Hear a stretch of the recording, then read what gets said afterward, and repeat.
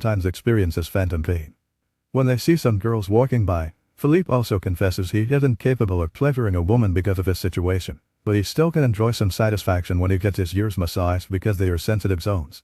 When the phantom pain threatens to appear again, Driss shares one of his joints with Philippe, who was skeptical at first but ends up loving it.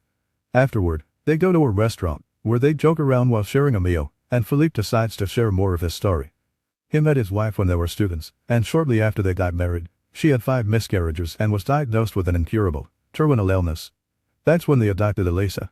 Philippe has always loved competitions, extreme sports, and speed, and a paraglider gave him that. It was during a paragliding session that bad weather caused him to crash and break his vertebrae, although he still thinks his real handicap isn't the chair but living without his wife.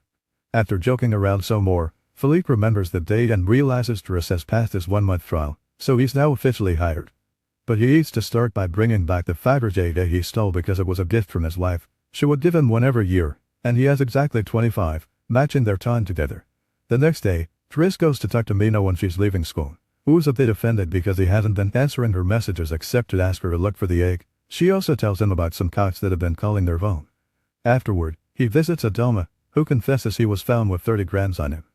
Driss wants to take him to lunch, but Adelma refuses and instead gets in the same suspicious car from before.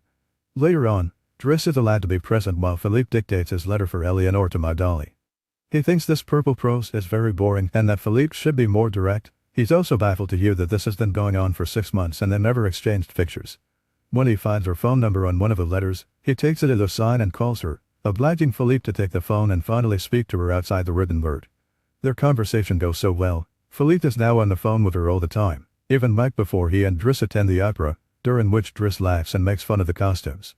The next day, Driss convinces Philippe to accept to exchange